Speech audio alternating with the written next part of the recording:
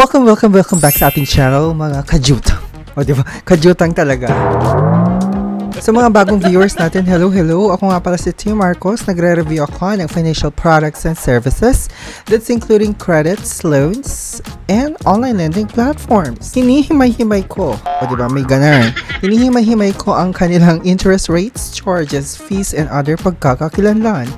And nagbibigay din tayo ng public awareness patungkol sa mga online lending platforms sa publiko. Kung bago ka pa lang, please subscribe and don't forget to click the notification bell para every time na magkakaroon tayo ng ganitetsyung mga video, mga reviews, o diba, kayong unang masasalpukan. Char! Masasalpukan naman ngayon. Dati maaambunan, diba? At saka machuchuk-chak yan. Charis. So, matatalsikan. At nagpapag-giveaway din tayo sa ating mga viewers. Kagaya ni Kuya o Ate, na-claim na nila ang kanilang mga prizes. Tuwang-tuwa ang ating mga viewers. Kaya, tumutok ka na, nanood ka lang, nagkapera pa. Marami kang matutunan kay Team Marcos. Kaya saan ka pa? Kay Team Marcos ka na. Antaray! In today's video, hindi na bago ito, so mag-update lang tayo. So kung napanood nyo yung previous video ko or review ko patungkol din sa Mukasa. Mukasa, bakit ba gusto kong art? Si Mukasa! O diba? Balikan natin siya. Ano nangyari? Ano nang update kay Mukasa? Of course, check muna natin ang kanyang pagkakakilanlan dito sa Play Store. So, pwede din i-download sa Google Play at saka sa App Store. Okay, antaray, may 5-star rating siya. So, anong bago kay Mukasa? Quick Loan Supports Additional Insurance Service daw. Check nyo na. And of course, ito nang pinakaabangan natin. Ang rating or review sa Play Store kasi mga jutangera ng mismong Mukasa itong nagre-review dito sa app na to. Okay, sabi dito na 5-star rating. Thanks to Ms. May and Mr. EJ for being a very accommodating agent as I encounter a confusing situation which they patiently Eto pa. So, good rating talaga siya. Super app, better than credit card. Accessible in all my spendings. Grab, Shopee, Lazada, supermarket, gas stations, and restaurants. O, totoo to. Kasi dun sa menu, marami kang pwedeng kalikutin. I also can pay bills and buy loans using my credit line. O, di ba ang taray? All around. Pero dito may nag-rating ng 3-star. 50% of the features in Google Play is not present in App Store. Totoo yun. So, pag-check ko, mamaya i-check natin. I-compare natin ang Play Store at saka yung sa App Store. There are a lot of missing options and even contacting CS. But I like how Mukasa made it easy for me to purchase via Lazada. Legit with no interest and hidden fees. Plus, it's 30 days payment terms. Don't have the CA available yet, but for now, I love how it is. Keep it up. And update your app in App Store. Tapos, sabi dito, 4-star. I'm so glad that they addressed the issue agad. Pagtawag ko, mabilis naman agad silang sumagot. And I also sent an email din. And I got their response din agad. And to make sure na no issue na sa end ko, Laika called me to ask if the app is working and no issue na sa pag-purchase. Sobrang bait and she addressed all my inquiries then. My hiccups lang minsan sa app but this can be fixed.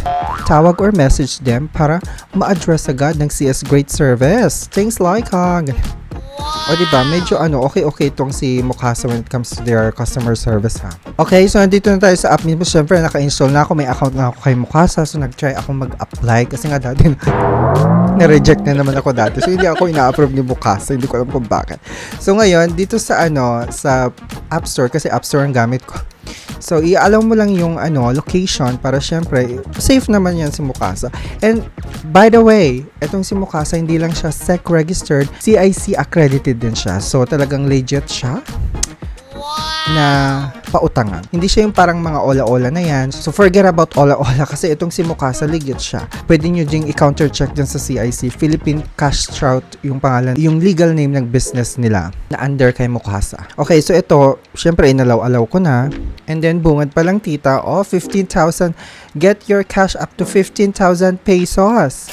As low as 0.2% interest per day. So that's instantly, and then they have a fixed interest daw which is as low as 0.2% nga per day. This will help build your credit. Then kung may mga siguro pangit ang credit score mo or credit history mo, it can help. Mukasa can help build your credit. A history of on-time payments could raise your credit score, leading to lower borrowing costs in the future. And monthly payment, you can choose up to 12 months. That's the payment duration. Okay, so pagpasok ko sa app, ito nang bumuhat sa akin pagka-login ng tita. So as you can see, marami siyang pwedeng kalikutin dito. May mga quick loan sila. Tapos syempre magla-login muna. Okay, para makapag-apply ulit ako, tignan natin kung ma-approve ako. Dito na yung dashboard. So nag-login ako, tita. So chinok-check ko agad yung quick loan. O, diba? So rekta na siya. Then mag-apply ka na. So ilalagay mo lang personal information mo. Tapos hingin din ang work information mo, yung mga required na fields dyan, fill account mo. Nanghingi din sila ng ID photo ng UMID. So UMID yung nilagay ko dyan. So nilagay ko dyan yung in-upload ko lang yung UMID, and then so maglalagay ka ng emergency contact dito. So sabi dito, Mukasa will not speak to any of your contact reference unless it's emergency and need to clarify with your account. Your contacts will be encrypted for transmission, and storage will not be shared with third parties. O diba, antaray? So, do not worry because Mukasa will not contact para singilin itong mga contact references ninyo. O diba, hindi siya yung ola-ola lang. Tapos, syempre, ilagay mo yung employment mo, kung full-time ka, ganyan-ganyan. Ito yung sa, kinawo-worry ko kasi, diba, hindi ko nilagay kasi kasi mas higher daw yung approval rate, yung approval mo kapag binigay mo yung SSS, yung PhilHealth, Pag-ibig, ganyan. So, wala akong nilagay dyan na isa. So, hindi ko binigay yung SSS ko or Pag-ibig. So, ninoko ko yung part na yan. Wala lang. Kanya-kanya tayo ng kasi syempre, di ba, personal yun, data ko na. So, hindi ako basta-basta magbibigay. Kung i-approve nyo ako, di maganda. Kung i-reject nyo ako, di wala na akong magagawa. And then, hiningin pa ako ng selfie. So, nag-selfie Akira. So, kailangan nyo muna magbaganda before kayo mag-selfie kasi nga, ang pangit din makaka-capture yung pagmumukha nyo ng, di ba, hindi maayos. Kagaya dito, nakakaloka. Minadali ko kasi. Tapos, ayun, submit ko na, di ba? Nakakaloka. Sabi niya dito, we are reviewing your application. So, sabi niya, you will expect to get your application results within 24 hours. Between 7 to 7 to 7 p.m. Please pay attention to our incoming calls. Your application might be impacted if we are unable to reach you. Sabi niya, thank you for your support. And then, pag-refresh ko, syempre, tinanggal ko muna yung And then, pag-refresh ko, tita, siguro wala pang 1 minuto. Ito na yung result! Rejected! Ito naman!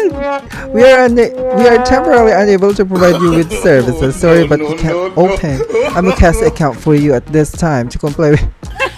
Hindi ko alam kung bakit nire-reject ako agad. Agad-agad din mo lang re-review yung impormasyon ko. Hello, pati yung source of income ko. Kung magkano ang pera ko, charot. So, ayan na nga.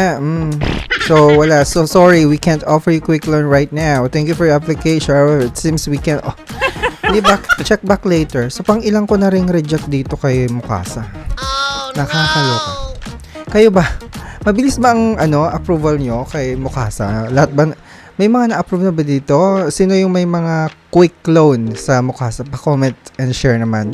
Ditachi Warrior. So, napansin ko dito sa Mukasa app, nung pag-login ko sa aking Android na phone, syempre, dinawad ko yung app sa App Store.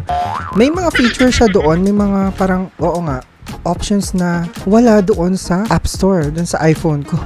Nakakaloka. So, I have to re-log in doon sa iPhone ko para ma-check yung other features. So, nakakaloka yun, di ba? Doon sa nakikita ko yung quick loan doon sa App Store, pero doon sa Google Play parang wala. Tapos, meron ding, so parang yung quick loan amount nag-iiba. Doon sa kabila, 15,000. Tapos, pag-check ko sa App Store, 25,000. Ano kaya? Ano yung pakiayos naman ng Mukasa? Ba't ganar?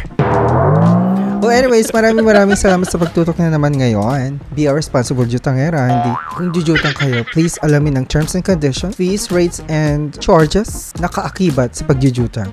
Walang masamang jumutang, basta maging responsable. Maraming salamat, mga Itachi Warrior. Don't forget to subscribe. Bye! Baka naman mukasa. Ano ka? I-approve niyo na ako. Charis.